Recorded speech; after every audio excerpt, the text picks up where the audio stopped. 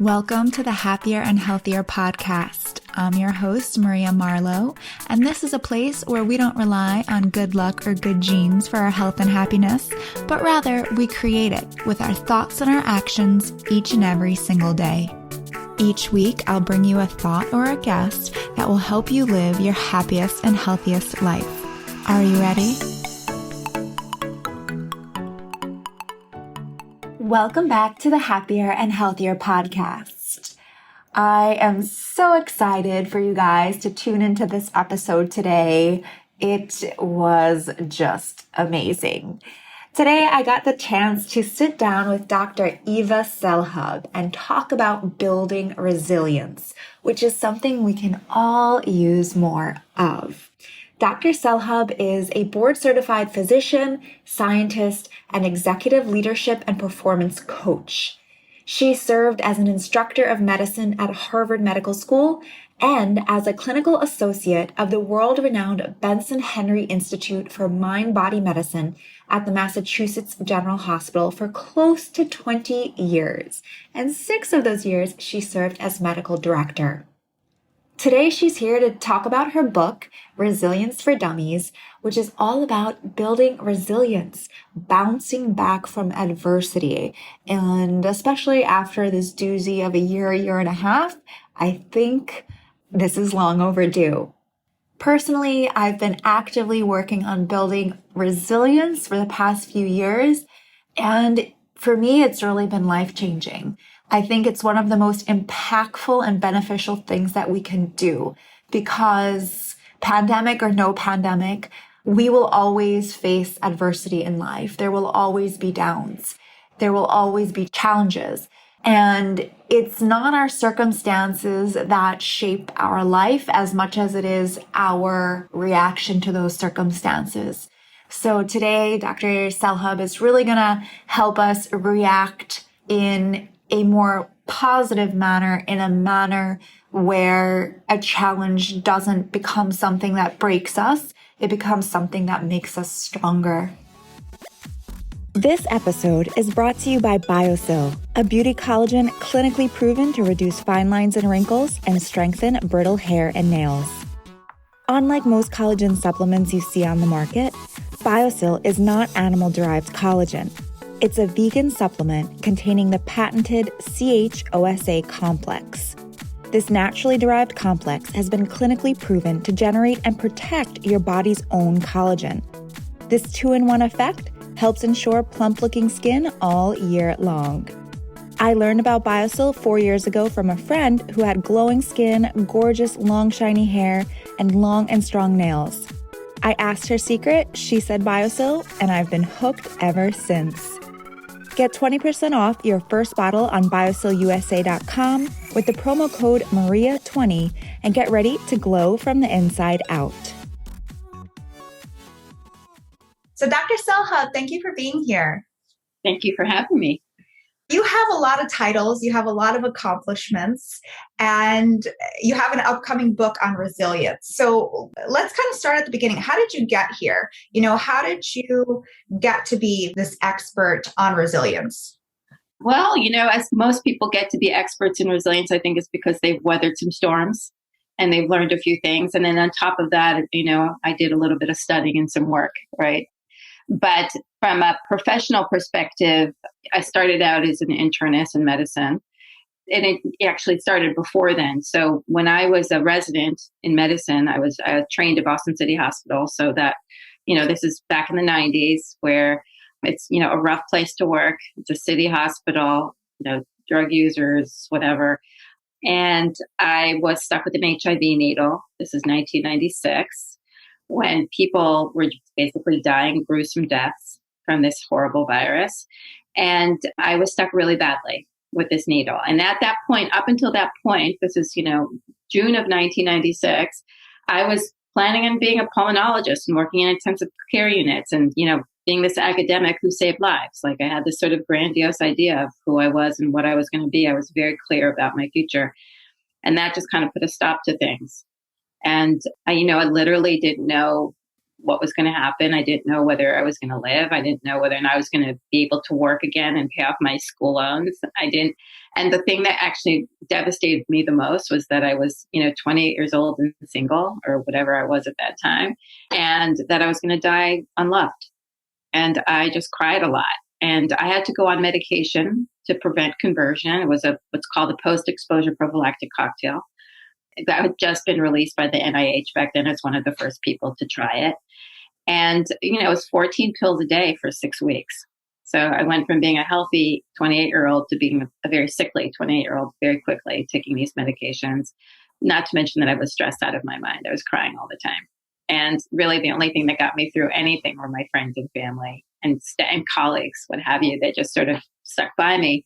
And I did a lot of bargaining at that point. I said, if there is a God and you let me live, I promise. I said, I promise I'll be a better person. I'll promise I'll work harder. I'll promise I'll change the course of my career and take care of, people who really need me. And so 6 weeks went by and I did not contract HIV. And I said, okay, I got to live up to my part of the bargain and change the course of my career. And I decided to go into internal medicine, which I never wanted to do. And even followed a midwife around. So I was really taking it seriously. I was keeping up my part of the bargain. And then, over that was probably, between July and November, my dog died, my grandfather died. Somebody started harassing me and writing letters to the medical board that I had to take to court. My apartment burned down. I lost all my possessions and didn't have renter's insurance. And my father had a heart attack, survived, but it was nonetheless from June to November. That was kind of the course of events that literally brought me to my knees. And until that time, like I said, I was a very strong, person who had a notion of what she wanted. And, I set a goal and I would reach it. I was kind of bulldoze my way through everything. And I wasn't able to bulldoze my way through this. Every time I said, okay, I got this, and I got knocked down and I became profoundly depressed.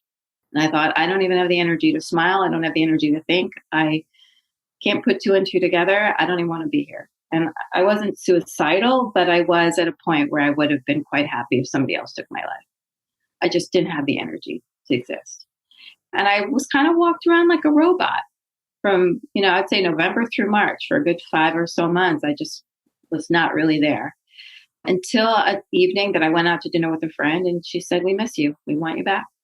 And I don't know when I tell people, I can't tell you what happened. It was like a light went on and I woke up and I said, what have you been doing? You've been walking around like a victim. Keep saying, why me? Why me? Why me? I kept saying that over and over again. Why me? Why am I being punished? What did I do wrong? Why am I not worthy of good things happening to me? That kind of conversation that most of us have at some point. And I said, you're asking the wrong question. The question really isn't why me, but why not me? Nature just as soon lets a forest fire burn as a flower bloom. It's not personal. You're taking this personally. Stuff happens. It's not what happens to you. It's how you respond to it and what you make of it. And you need to figure out why there's this belief that you're somehow bad. Where does that come from? That you're somehow deserving of being punished. That is just old. And, if I have that, then most people have that because I have a pretty good life, right? So that led me to say, I need to figure this out. I don't have the answers, but I now have a purpose to figure things out. And I started volunteering at the Mind Body Medical Institute with Herb Benson. Because my job as an internist was at Beth Israel Harvard, I was now going to volunteer in the same institution. And a year into that, they asked me to be the medical director. So now that's sort of where the course of starting to integrate mind-body medicine, which is meditation, cognitive restructuring, looking at the way you think, looking at food, exercise, and starting to merge, mind-body approach to patient care with my primary care practice. So that was kind of how I sort of got into it. It was my own suffering that led me into sort of saying, I need to know more. And then whatever I learned for myself, I then imparted on my patients. And through that, I started understanding and developing an understanding of stress physiology, of the application of stress physiology into clinical life, into practical life, and came up with theories and started lecturing and teaching other healthcare providers on this stuff at Harvard, at the Harvard training courses. And 5 years in, I said, I don't want to do this primary care job anymore. I don't like it. I was having panic attacks because they were changing the model to what it is now. So this is back in 2001 or 2002. they're changing the model. I said, I don't want to look at my patients as numbers. This doesn't work for me. And I was hating it. I was hating life and I was stressed and blah, blah, blah. And then this amazing thing happened and my niece was born. And I was part of the delivery team that delivered her. And I was like in awe. And in the moment of holding this beautiful bloody mess, time stood still. And all my problems disappeared. And I thought, well, what is that? That was weird. What is that physiological feeling I just had? I have that when I meditate. And I did some research and found that love actually creates the same physiological response as meditation. It stimulates dopamine reward systems in your brain, makes you think anything's possible, which is why, we get stupid when we fall in love. That's the best feeling though, right? Exactly. And I thought I can tap into that. If I can tap into that with my patients, with my clients, then we can actually create a healing process, because it's also the same response that happens in the placebo response, which is the mind's ability to heal the body, right? We know about placebo because you take a sugar pill or an actual pill and the placebo does the same thing. Well, people do that to prove that the pill is working or not working. For me, it shows how powerful the mind is in healing the body. Yeah, and I think if the placebo effect works, it works. There's nothing wrong with that. I mean, it's better, right? As long as you're getting the effect that you want, then there's nothing wrong with that. Well, it just shows how powerful we can be. So that was sort of, to me, like, wow, I have the power to change my mind, which can change the outcome of my health, but also the outcome of my life. So from that led to leaving my job in medicine and starting to study with other healers. And, long story short, I opened up my own practice of merging East and West together. And I did that. And, until a couple years ago, I closed that down a few years ago. And over time, moved into a coaching practice and working with corporations and consulting and that sort of thing. Because essentially what I did was discover that, the earth, the universe has all these tools available for us to be able to adapt and thrive. But if we don't pay attention, if we're not self-aware, then we're not aware of the signals that are coming through. We're not aware of what our body's asking for, what our soul is asking for. And when we become in tune and we then are able to support ourselves, our physical vitality, emotional balance, spiritual connection, mental clarity and toughness, loving relationships, and understanding our own influence as leaders in a community, and then we start addressing those and cultivating those, then we can be resilient no matter what's happening in our lives or in the world. And so that's sort of a long explanation, but that's sort of what came to be, which is why the book recently is Resilience. I'm resilient. Yeah. Well, I love that. And first off, thank you so much for being so vulnerable and sharing, some of your darkest moments. I mean, I was getting chills as I was hearing, your life story here. And, the truth is we all have these moments. They look a little bit different for everybody, right, but we all have them. And exactly what you said, it's not the circumstances that are going to shape our life. It's our reaction to them. So that's why I'm really just so excited to have you on and dive more into resilience. But let's go back. You mentioned this victim mindset that you used to have. And I kind of feel like maybe all of us have had it, maybe still have it. I feel like I've gotten over it too. It's definitely something that you have to work through. Yeah. So can you just talk about that a little more? I think sometimes people don't realize, you don't realize that you're having this victim mindset. Right. Well, I think it's important to remember that, one of the things I encourage people to think about is there's nothing good or bad about anything. It just is, right? And your brain will either go into a victim mindset or a victim mindset. It's just where we vacillate. That means you're either in the negative or you're in the positive, right? You're in the, this is happening to me or this is happening with me. So, and our brain will go both ways, right? Because if I didn't have fear, then I wouldn't be motivated to get away from a mug or a lion. If I wasn't angry, then I wouldn't be motivated to create change in the world and protect people I love. So negative emotions are necessary in order to motivate action. But what happens is that when we take those negative emotions and internalize them, we start feeling victimized by our circumstance. But to a certain extent, you are a victim to a mugger, right? But if I then personalize that and say, I'm in a victimized situation, therefore I am a victim, then that actually changes your physiological response and also changes how you see yourself within larger contexts of this world of being capable of overcoming adversity. And so then, again, it's not denying trauma. as when you have the post-traumatic stress, but it's understanding that there's post-traumatic growth. And people not realizing that you can choose how you see these things happening, right? Is it happening to me or is it happening with me? Am I co-creator of my life? Am I a victim now because I have this illness? Or is it opportunity for me for growth and learning, even though I don't, necessarily like having this illness? You don't have to like it, but I can also look at it differently. Is this an opportunity for me to do something with it, to teach others? And it's sort of saying, how can I change the way I look at something? And that is going to change the outcome. It's like saying, it's raining outside, I'm really pissed off, I'm not going to go out. Or it's raining outside, oh, well, I'll put on my raincoat. Like, you're going to have two very different days. Right. Changes the trajectory of our lives. And I always say this, our words are so powerful. That's right. They are going to influence not just our thoughts, but our actions, just like you said with the raincoat. And it's actually something, it's a pet peeve of mine. My mother, like whenever it rains, and I love my mom. Hi, Mom. She's probably listening. Whenever it rains, she stopped doing it more recently, but it's like whenever it rains, oh, it's such a gray day. Oh, like, all the negative. I'm like, it's just rain. Like, you can still go out, and it's not even that bad. Yeah. And it's such a subtle little thing that people just don't realize. And I feel like, I know I was, and I'm sure many people were, you're kind of conditioned to always look at the bad, to always look at the negative, what's the worst outcome of a situation. So switching your brain and your thoughts around to think, oh, well, what if the best thing happens? Or what if the positive, it's a positive outcome? I think that takes time and work to kind of shift that way. And it's not necessarily always being positive and like, Pollyanna kind of thing, but it's, just being also a problem solver, looking for the solution instead of fixating on the problem. Right. And also part of this is actually, you don't have to have an emotion around things, right? The real, if you really want to be a Zen master, is to just go with the flow, right? To be able to say, oh, it's raining.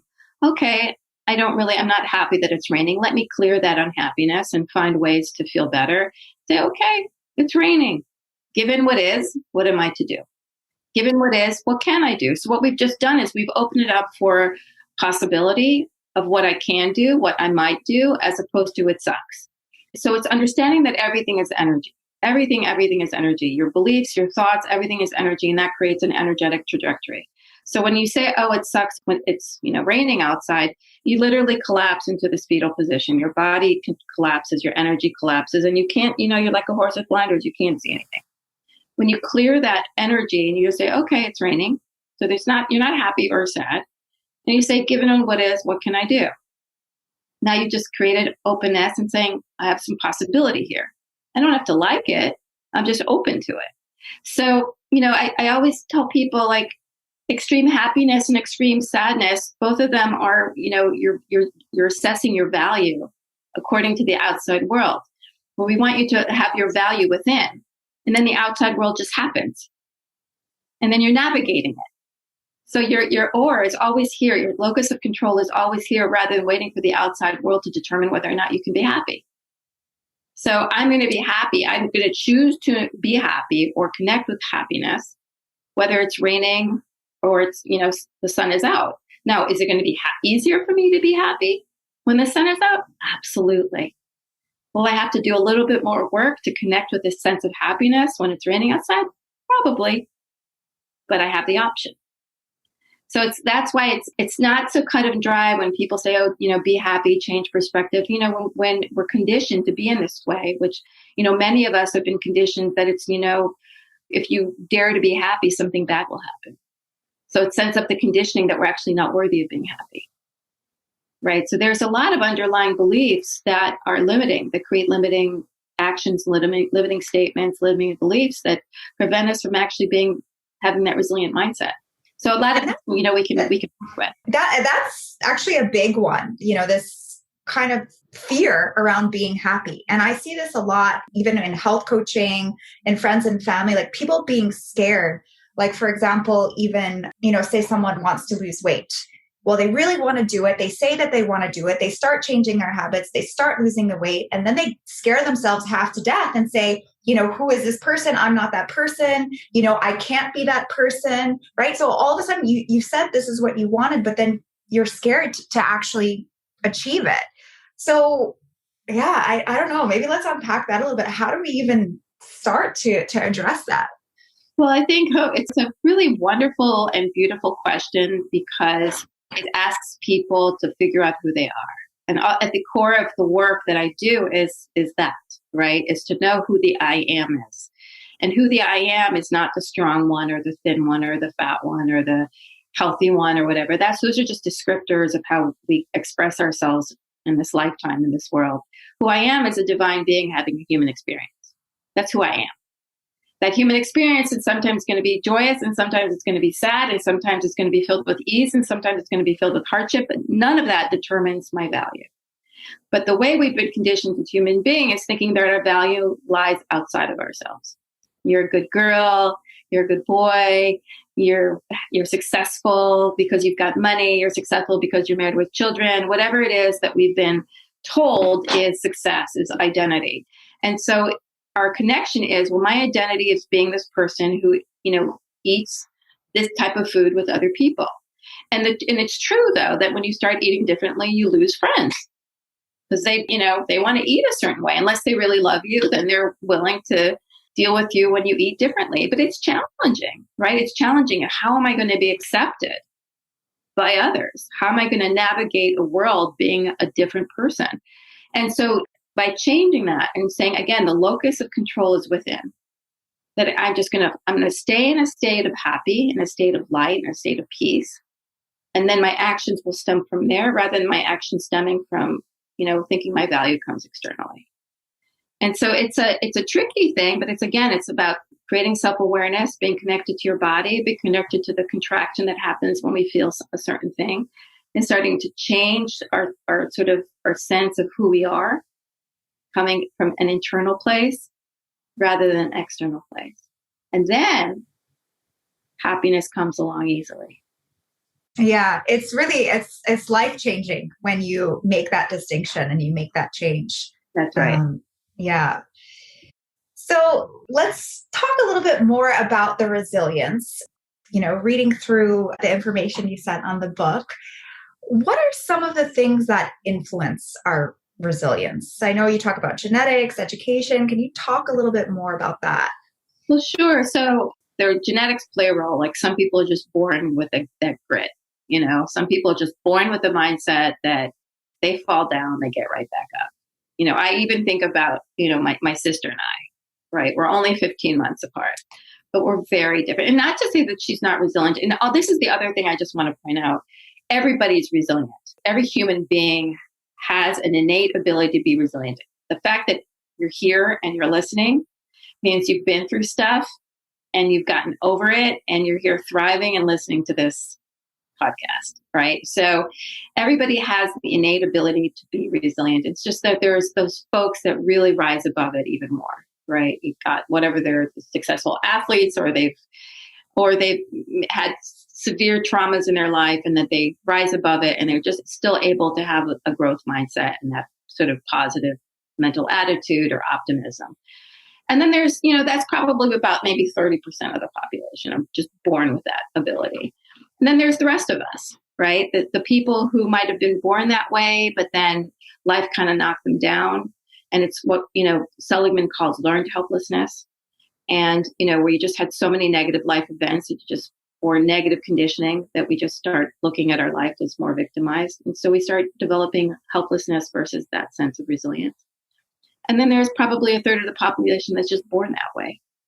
They're just born more anxious. They're born feeling more helpless. So genetics, in any condition, it can play anywhere from 25% to 75% of a role, right? So that's where we look at tendencies rather than like a set genetic change in the body, but it's more of like what happens environmentally. So we look at epigenetics. What happened environmentally to this gene for it to turn itself on or turn itself off, right? So that we're going to look at your upbringing, critical experiences that happen in your life, whether it's, physical issues or, culture is a big aspect of this, different cultural belief systems, spirituality. Those are going to affect your ability to be resilient and, look at outcomes in life, right? Whether or not things have gone well or whether you've been hit hard. What kind of influences you have from your community. what kind of resources you have available to you. So all these things are going to affect one's ability to be resilient. And, some people are, again, they're just born with it. They're just born with that drive. Well, I think what I'm glad that you said is that, okay, yeah, genetics plays some role, but ultimately your environment and lifestyle, this can influence, and this can kind of change the trajectory. So maybe you weren't necessarily, born with the genes that make you very, very resilient, but you can learn it. And I'm curious because I'm obviously also as a coach, as an executive coach, you've worked with so many people, and I'm sure people at the top of the ladder of success. Even those people that, let's say, are genetically predisposed to being more resilient, are they working on it at all? I mean, I would imagine even though that they already have that drive, they're still cultivating it in some way, whether it's through books or practices or, working with you, obviously. Like, I'm sure they're still working on it. Yeah, well, that's the whole point of the resilient mindset, is they never stop growing. You never stop learning. So part of the resilient mindset is this, you don't look at something as a failure or setback. You don't take it personally. You look at it as an opportunity for growth and learning, and let's step back a bit. What is resilience? What does it mean to be resilient? And what I like to describe is you've got 2 drinking utensils on your desk. Okay. You've got one that's made out of rubber and one that's made out of glass. And you're not looking, your hand just, if you're me and you're kind of a klutz, and you just kind of swipe your hand and both drinking utensils fall to the ground from the same height, equal speed. What happens? The glass breaks, the rubber bounces. Okay? The glass, you may or may not be able to put back together, and even if you do, it's never going to be quite the same. It's broken, right? The rubber, it bounces right back to original form. Not only that, now you know that you can drop it anytime you want. It'll be perfectly fine. So resilience is the ability to bounce back into original form, and also have the mindset that should this happen again, I'll be fine, which is making me actually stronger than I was before. So that's what resilience is. And so even, when you look at CEOs and leaders of companies, they're already resilient because that's how they got there. However, if their push for success overrides their self-awareness, they're eventually going to burn something out, right? And they're not going to be able to be agile and flexible when things change in the environment, look at just what happened. Who could have predicted that, right? To be able to work through adversity and be able to stay open and versatile so that you can bounce back even when you get hit hard.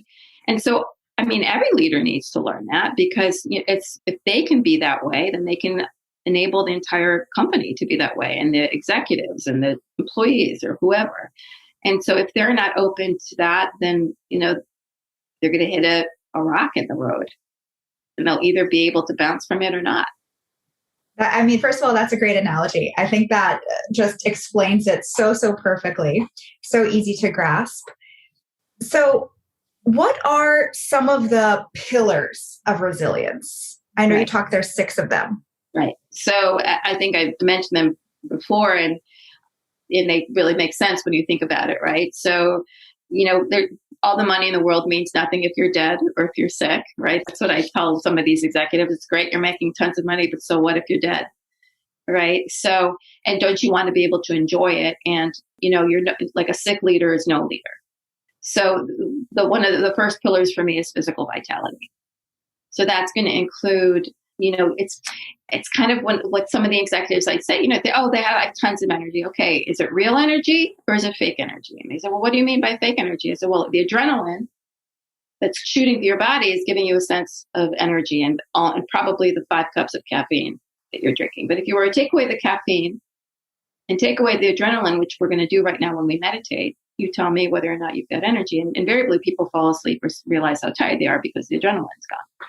So it's not true energy. True energy is that life force that allows us to, I was visiting my nephew, who's 2.5, last month, and I'm 53 years old. I was running around the playground with him like I was 20.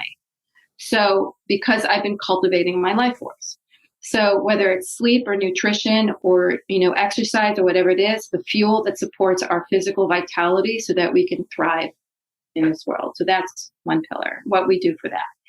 The second pillar is your emotional equilibrium, which we sort of mentioned earlier, is being aware of, am I in a positive state or negative state? And when I'm in a negative state, what do I do about it? How do I clear that and find my balance so that I can be objective in the way I deal with the world? The key is objectivity, right? We don't make any good decision when we're emotional. Just never happen. Positive or negative. You're not going to make a good, like we said, when you're in love, you're stupid. You just are like, oh, I don't care. So we want objectivity. So that emotional equilibrium is another pillar. Another pillar is mental clarity, which is same thing when, I'm in stress or in a negative state. My mind is like, a horse with blinders on. I don't have access to higher and logical thinking when I'm in severe stress. And not only that, it's that victim mindset, to change it over to that growth mindset. So I call it mental toughness. So mental clarity, mental toughness, it's a third pillar. Fourth pillar is spiritual connection. So it's that knowing that we are profoundly connected to something much greater, which we know allows people to be more resilient when we have that deeper connection. It doesn't have to be anything religious. It could be nature. It could just be a belief that there's a higher power or whatever that may be. It doesn't have to be the same for everybody. It's just having one. The fourth one is one of the most important also, which is our relationships. Having loving relationships. We're social beings. And we have an innate desire to belong. So that's necessary for us to feel like we're capable of thriving when we feel like we belong to someone or something. And also when you have loving relationships, you know that you have people to go to when times are rough.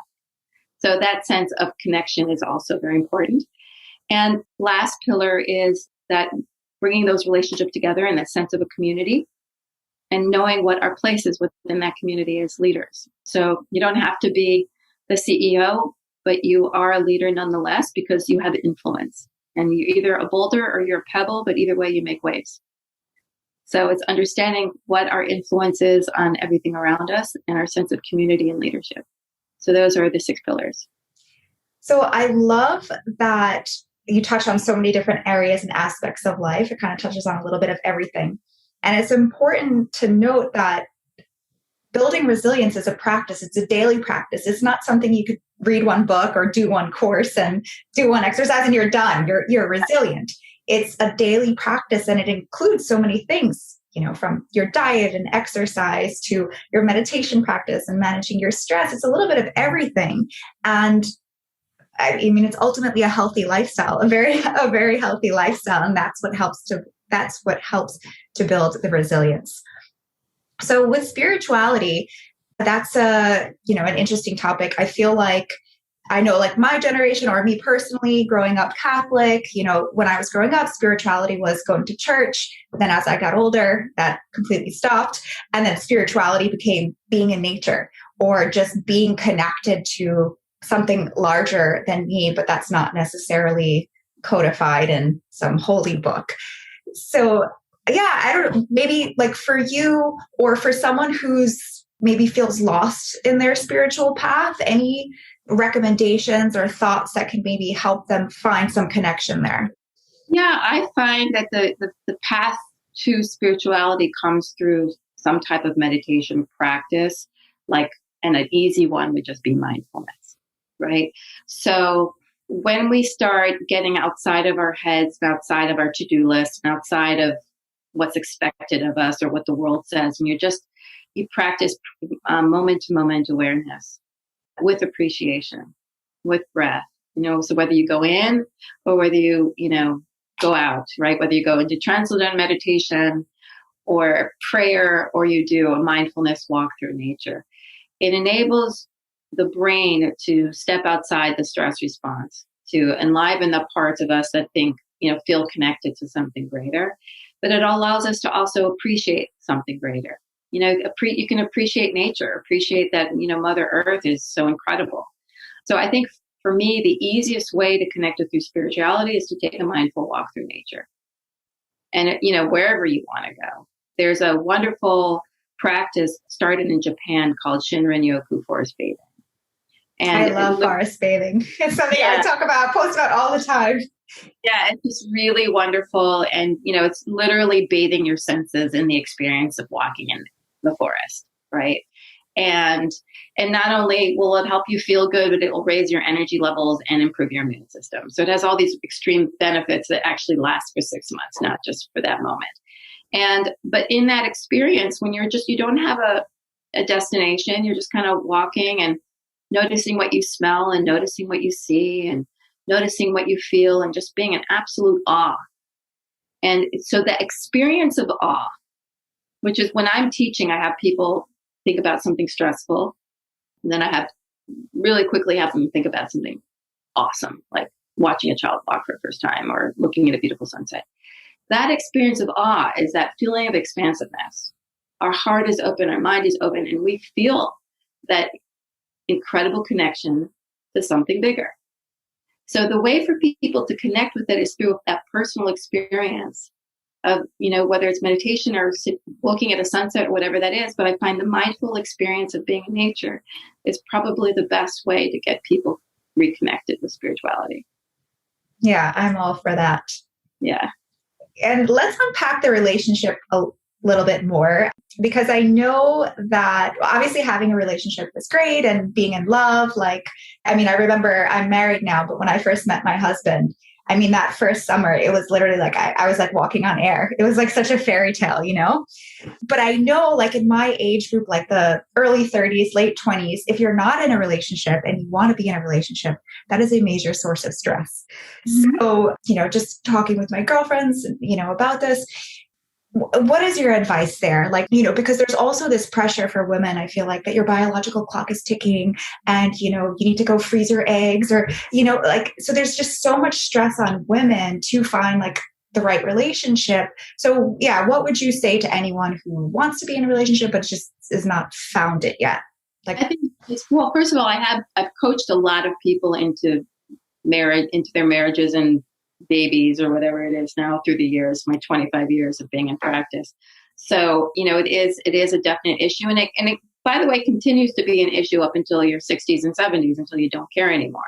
And even then I know people who still care. So it's not something that goes away. And, and then there's the people, once they get into the relationships and they have issues in the relationship. So it doesn't go away. So the first relationship that people want to have is the one that you have with yourself. So again, rather than looking outside of yourself to be completed, which is the way we've been programmed into believing, especially women, that you're nothing unless you're in a relationship. I grew up in a very traditional household. And by the way, I chose not to get married because of the way I was brought up. It was sort of my rebellion, which was, make your father happy and get married, make your father happy and have some grandbabies. And I was like, well, what about my happiness? I'm the one that doesn't have long to live. I need to not worry about you, and you need to get married so I don't worry about you. What? Well, I can't take care of myself. What? So again, he's off in really literally kind of the off the boat traditional, he's in his 80s. So it's sort of thinking about, wait a minute, what's my value? What's my worth? Am I weak?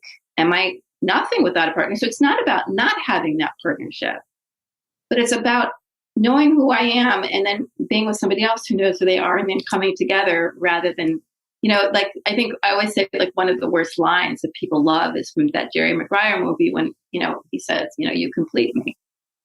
And even though it's a beautiful line, it's actually erroneous. It sets us back because no one completes you. Because if that person has expectation of having to complete you, then they can't complete themselves. And that's what happens. It breaks up a lot of relationships because each person is looking for that other person to fix them when they have to actually fix themselves. So like I said, I coached a lot of people into relationships. I've also coached a lot of people in relationships because of the separation that starts happening after the honeymoon period is over. So the key here is having a relationship with yourself, falling in love with yourself. And from that vibrational stance, you'll attract the right person for you, whoever that may be, but not only the right person, but the right people, the right circumstances that support you to feel happy no matter what. Right? So this is about knowing myself, knowing my value, and attaining my happiness no matter what's happening in my life. knowing that I have a very, very rich life. And so usually, you can become the co-creator of a really wonderful relationship. Yeah. And I think, well, two things. One, a love relationship is fantastic, of course, but you could also have other relationships, right? With friends and with family. And Right. those also, add color and vitality to your life. But one And person then, can do everything for you. I think that's the other thing that a lot of women think, that like one person's going to fix everything. right. Remember, one person can't be everything for you. And if you're in a heterosexual relationship and you're female, a man is not going to be your girlfriend. You don't want him to be your girlfriend. You need to have your girlfriends, and then you also have him. But, don't put the pressure on him to be everything. He can't put the pressure on you to be everything, right? So it's important to have your people that support you, that you can be yourself with, and you can be, feminine with, if you will. If, that's sort of, again, that's the relationship you're choosing. But even if you're in a same-sex relationship, you just don't expect that person to be your everything. Yeah. And I think that goes for any and every relationship. Yeah. And it goes back to you can't rely on that person to, quote unquote, fix you, because you don't need to be fixed, or whatever needs to be fixed, you need to do it. You need to do it internally yourself. Well, one thing that you said was figuring out how to fall in love with yourself. That's really the first key thing to do. And it sounds great, but how does someone who's not there yet, like what's the first step that they can take to kind of take them down that path to starting to love themselves more? Because I think women in particular, they have these negative records playing in their heads, and they're just kind of conditioned to see their flaws, to see what's wrong with them and criticize themselves. So what's the first step that someone in that position should take? And I want to say that all my books address this. I mean, I do address this in Resilience for Dummies, but this is a really big theme because I had to learn it, right? So it's a really big thing. And it was a really big thing in my first book called The Love Response, which is, self-love so the love response is split up into 3 sections: self-love, social love, and spiritual love. So, there's a huge section just on this. And, when I first started, I was, tried to reprogram this lack of self-love by saying, I love myself. And I literally would have arguments in my head. I love myself. No, you don't. I love myself. No, you don't, like back and forth. So, this is a deep thing. And most people have this, whether they're aware of it or not, because we just weren't brought up in a perfect society. So the first step is just to be aware that it's there, and to start becoming aware of when you put yourself down. So again, for me, it comes with body awareness, with sensations. When it feels good, it's going to feel expansive. When it doesn't feel good, it's going to feel contracted. And notice the ways we limit ourselves, put ourselves down, think that we're not good enough. Or, anytime you get unhappy or sad, just take a moment to breathe in love, right? So for me, it's about reprogramming the belief that I'm not loved by creating visualizations, techniques, practices that allow me to receive love. And the more I practice receiving love, the more I become familiar with that feeling, and I can recognize when it's not happening, including when I'm not giving it to myself. So that's, for me, the first step, is start learning how to receive love in a way that's beautiful and engaging. And then notice when you're not doing it. Notice when you're shaming, blaming, or feeling desperate or feeling fearful. And anytime you have that negative feeling, you're not in a state of love. So we can stop, take a moment. I create all the different techniques to help us sort of fix that place where we are, and then reassess the situation. And we can't talk about resilience without talking about the past year and a half. This has been quite challenging time for everyone, the world over. And now, as we're starting to see the light a little bit, the vaccines and things are opening up a little bit more. I know, back in October, I just felt like New York City was dead. It was like depressing. Everything was, gray. Here we are talking about gray and all that. But New York City felt dead. And now people are out and they're smiling and it seems alive again. But yeah, what words of wisdom do you want to share with anyone who is still struggling with everything that's going on in the world and how it's changed everything? We will continue to, FYI. I think that, I was having a conversation with some people the other day, and I said, the vaccines aren't perfect.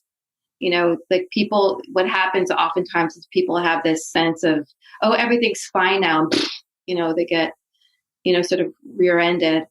So it's again, it's not about saying, oh, everything's fine now because I'm free, but it's appreciating that I'm getting to be free right now. So again, we're going back to how do we manage this type of adversity that is affecting us, has affected us, and will continue to happen. This is, just, we don't know. Is this the end, or is it going to happen again? What's going to happen in the future? Nothing will ever be the same. Well, nothing is ever the same. Nothing was the same after World War I, and nothing was the same after World War II, and nothing was the same after the Cold War, and so on and so forth. So people forget that life is constantly changing, and that Mother Earth is Mother Earth. We don't have control over it, right? So what we do have control is how we respond. So for me, during the pandemic, I was like, okay, well, it's an opportunity for me to go in. It's an opportunity for me to reassess what's important to me. It's an opportunity, do I like it?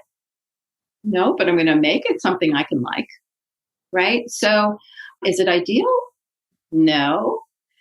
So then as things are open up and, I fortunately got to do some great traveling just in the past month. I just got back from the Azores. I feel lucky all along the way.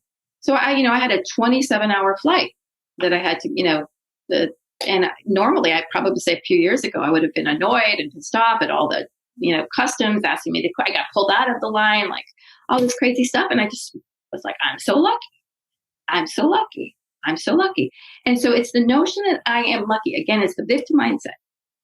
So even though things might look horrible, and sometimes they are, don't get me wrong, you just got to put your head down and get through it. But other times it sucks. What are you going to do? I'm going to do the best I can given what is. I'm going to connect with those people that I can. I'm going to take care of myself the best that I can. I'm going to meditate. I'm going to work on cultivating my 6 pillars of resilience in the way that I can and find ways to achieve bliss despite what's happening around me. And so again, it's not sort of a clear-cut answer. It's like things have changed and they will continue to change. So I think it's really important for people to know that if you don't connect with your spirituality, the ride will be rough. When you connect with your spirituality and your sense of belonging to something much larger than, you'll be able to coast through this much more easily. That's for sure. Resilient, right? It's being able to weather something without changing your form. To smoothly. Yeah. Being like that rubber glass, that rubber cup, and just bouncing back. That's right. We are always going to have these ups and downs. Some more than others, some further down than others. Well, but we just got to get up. And, some people are more fortunate than others. And then if you have that fortune and you have the bandwidth and you go help the people that are less fortunate, that is a big part of resilience. A big part of spirituality is helping other people. There's altruism. So, when you feel lucky and you feel plentiful and you feel abundant, and you're then capable of then serving others. So ultimately, your ability to love yourself, to fill yourself up with enough love, means the cup then runneth over, and then you're able to share that love with others. Your purpose in life is to be able to love and to shine joy, because it helps other people find their light switch and do the same. So if we're worried and fearful and concerned and greedy or whatever that is, then we just create more darkness. And as we know, the world has plenty of darkness. We don't need to add to it. So find the ways to enhance your sense of love and joy, no matter what's happening around you. And when you do, not only will you weather the storm better, but you'll help others weather the storm better. So those are my words of advice. Yeah, it's this idea of make your mess your message also, right? Which is something that you've done, something that I've done, something that so many people have done. We've taken our adversity and our challenges in life, figured it out, and now are helping others do the same. And I think that is one of the most fulfilling things that you can do. And it's just so gratifying. Exactly. And the more the merrier, right? Because the more light we shine, the less darkness there is. Right. So we've talked about so many different things that we can do to improve our resilience and improve our happiness and our health. But if there's just one thing, one tip or piece of advice you can leave our listeners with on how they can live a happier and healthier life, what would that be? Honestly, it would really be about taking puffs of appreciation. I'm going to share this really wonderful story with you before we close, because I think it's really important. It's so, back, let's see, it was 16 years ago. My niece was 3 years old, 3 years old, and she was playing in the garden. The light was just shining on her just beautifully, like magic. She looked like an angel. And I was like, looking at her, and she caught me gazing at her. She goes, "Auntie, why do you have that funny look on your face?" And I said, "Because I'm gazing at a miracle." And she said, "Well, what's a miracle?" I said, "It's when you're witnessing something extraordinary happening, something amazing." It took her a while. And she kind of looked at me and she goes, "Oh, I'm a miracle. I'm a miracle. I'm a miracle." She was running around the whole neighborhood. "I'm a miracle, everybody. I'm a miracle." And I thought to myself, I think she's onto something. I don't think I'm a miracle. Why don't I think I'm a miracle? Why don't I think my life is a miracle? But when we really are, if you think about it, even just getting through the womb is a big deal, right? And having, getting to where you are now and having gone through whatever adversity you've gotten through, it's all pretty miraculous that we've gotten this far and that we even walk and talk and do all these things at the same time. It's pretty astounding. And the human body is pretty amazing and brilliant. And to just be in awe. So take moments throughout your day to be in awe, whether it's of yourself or of something around you. You can be in awe that you found a parking spot, whatever it may be. So keep a gratitude journal if that works for you. And just, write down 4 things that you're in awe of or grateful for every day. And that's going to start shifting that mindset to feeling like you're lucky versus unlucky. That is fantastic advice. Well, thank you so much for all of your wisdom. Your latest book is Resilience for Dummies. I will link that in the show notes along with your other 6 books. 4 other books. So there's 5 total. 4 other books, 5 total. Okay, I'll link the other 4 books as well because they also sound pretty juicy and interesting. And where else can people find and connect with you? They can go to my website, drsullivan.com, Twitter, Facebook, Instagram. There's really a lot of content that's going out every day. So make sure that you tap in. Awesome. Well, thanks so much, Dr. Selhub. Thank you for having me.